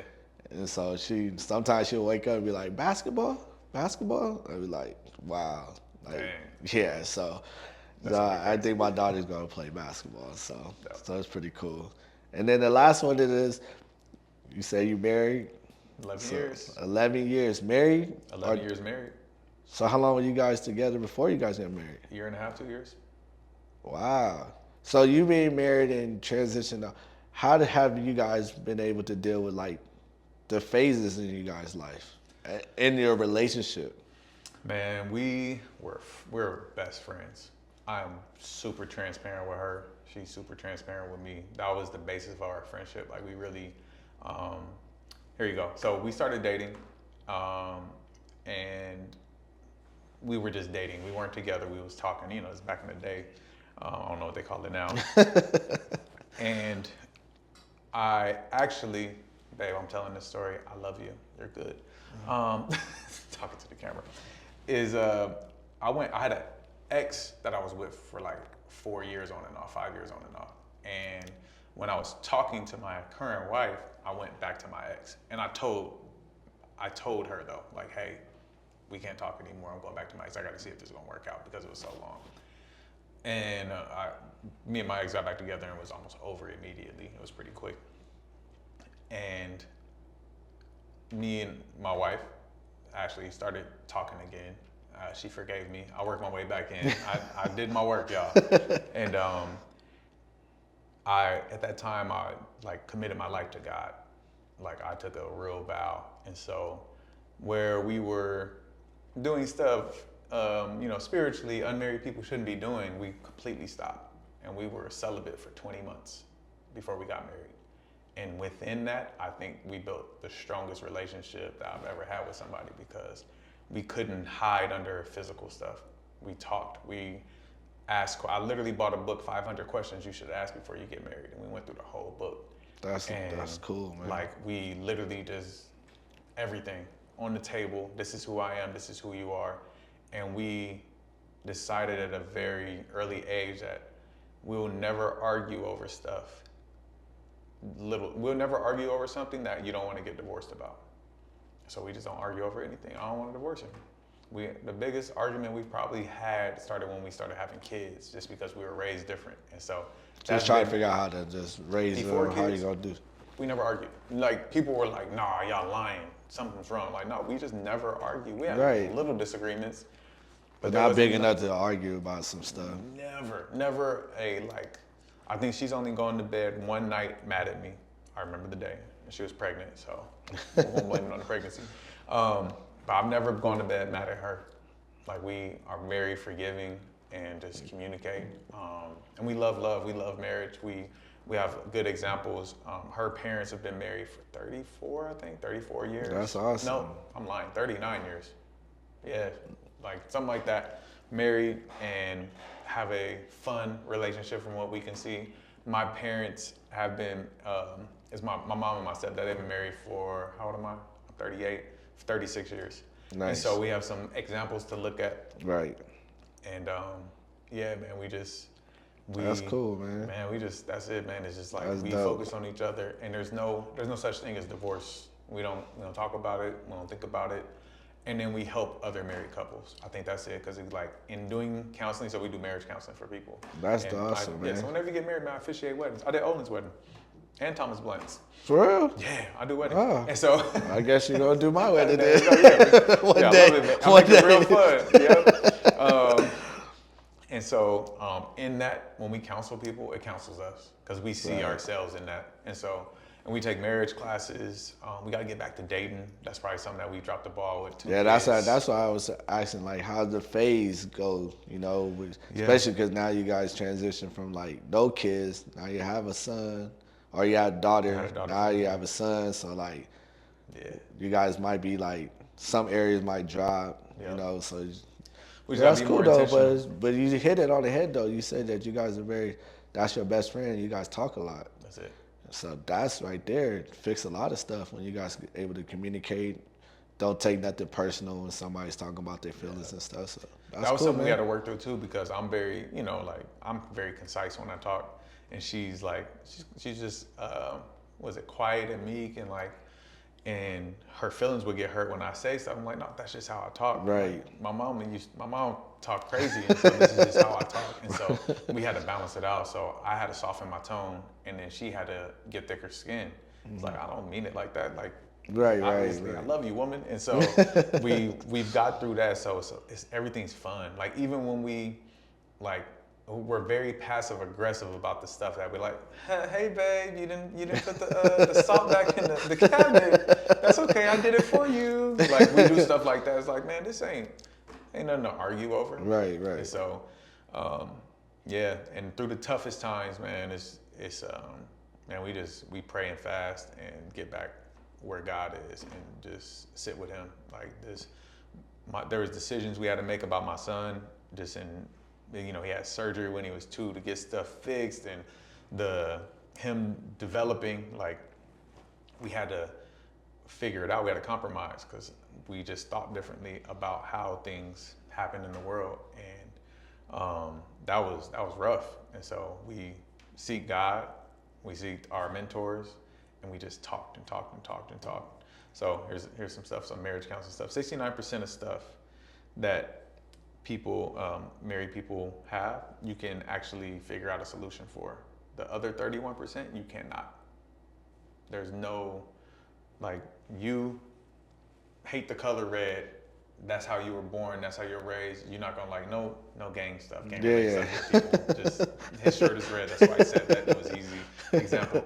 There's nothing I can do about that. But I love red, and so how do we? There's nothing we can do to fix that. But we have to talk about it. Say, all right, on your side of the room is red. My side of the room is never red. That's what it is. Right. Like those are the things you have to talk through. Those things forever. That 31% of stuff you don't agree on, you have to talk through forever until so you can understand. And so there's a book called How We Love that like, man, it breaks it down because it's about you and how you were raised and your trauma and all those things that you reflect to your spouse. Oh, wow. That's why you're mad at them, because something that happened to you when you were younger, how you were raised. Right. But if you accept them fully for who they are, because I knew my wife from how she was raised to all that. And so we accept each other for who each other are. We don't really, that's what it is. It doesn't get to you, don't bother you. No, that's cool, man. That's dope, man. No, thanks, man. I love love, man. Hey, I'm the same here, man. Appreciate it, though, man. For sure, man. Man, that's your camera. You got a 24-second shot clock. Let the people know where they can find you and a message that you have for the people. Oh, man, you guys could find me on IG. My IG is Team SR. I'm also running the Skills Academy, Elite Development at Harvard-Westlake every Sunday from kids from 3rd to 8th grade, boys and girls at Harvard-Westlake. So if you guys want any more info, you guys could email me or you guys could DM me on IG. Appreciate it, brother. Nah, man, thank you, man. Appreciate it, man. Show, thank you so much, man. Yes, sir. Appreciate it. That's all we have for you today, folks. We'll see you next time. Peace.